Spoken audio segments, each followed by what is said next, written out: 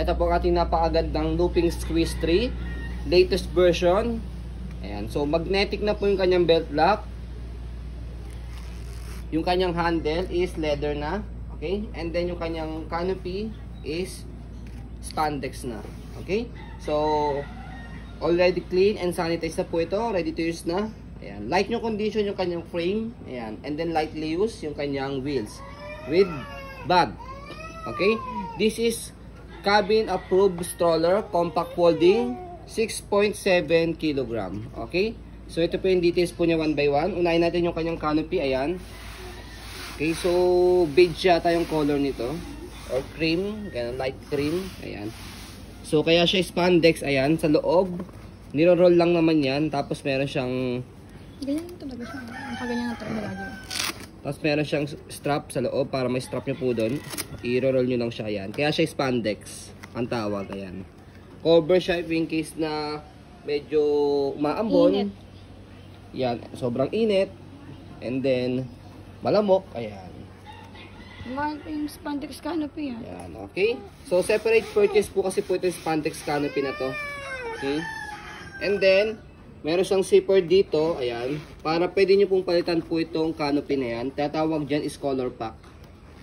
Okay. And then, next natin, ayan, yung kanyang harness. 5 harness po siya. Belt lock is magnetic na. Ayan.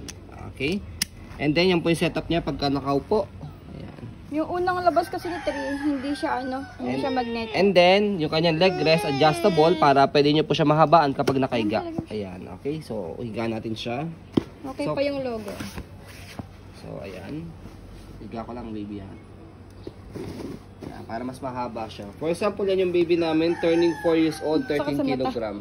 Okay, and then, next natin yung kanyang front handle. Ayan, leather na po siya. Press nyo lang po dito kapag ilalagay o tatanggalin nyo po si baby. Ayan, okay. So, next natin is yung kanyang footrest. Tapakan ng paa, pati yung gulong sa harapan. Tapakan na. Wow. Maluwag pa sa kanya, nakaupo. Yan. Wait, ayoko baba, ha? Okay, fine. Hindi madilaw yung wheels. Pag madilaw kasi, Overuse din. Kasi nagpaparent kami. We know the looping squeeze. So, ayan po yung kanyang body frame naman sa right side. Daddy, I'm going to watch. Dito. No. You played first. And then, kabilang side ng body frame. Ang ganda po. Okay, and then next natin yung likod niya. Wait. So, sa likod niya, ayan, yung kanyang stopper. Naka-green, naka-go. And then, pag tinapakan natin red, naka-stopper. Okay, and then yung kanyang basket. Hindi pa faded yung mga print. Ang ganda pa, like new. And then sa likod, so pe-press nyo po dito pag gusto nyo po siyang ihiga. Ayan, kapag naman po gusto nyo po siyang iupo, atake nyo po itong dalawa na to. Ayan, sa pinakasagad niya. So ito yung likod niya, meron siyang pocket dito. Ayan, pwede kayo maglagay ng wipes. Ayan, or anything para kay baby. Ayan. Okay na, baby? Okay, ako muna. And then next natin sa kanyang handle, ayan, leather na rin. And then sinamahan na rin po namin siya ng 2 pieces bag hook para hindi na kayo bibili. Okay. Ito bag niya. And then next natin yung kanyang stroller bag. Ayan. Okay pa din yung kanyang stroller bag. Ayan. Wash na rin po yan. Okay. So next natin, stroll muna natin. Ibabag nyo lang lagi para di magasgasan yung stroller. Stroll muna natin bago natin siya i-fold to make it sure na wala siyang problem regarding sa kanyang mechanism. Okay. Again, this is cabin approved stroller, compact folding, and then luggage type folding po siya. Hindi kayo mahirapan bitbitin dahil hihilahin nyo lang po siya. 6.7, 6.9 kg po siya. Ayan. Okay. So, thank you, baby. Wait lang po. Fold lang natin saglit. Mabilis lang, fold lang ni daddy. Okay? Mamaya ulit, pag-picture. Okay? Ayan. So, next natin sa pag-fold po sa kanya. Ayan.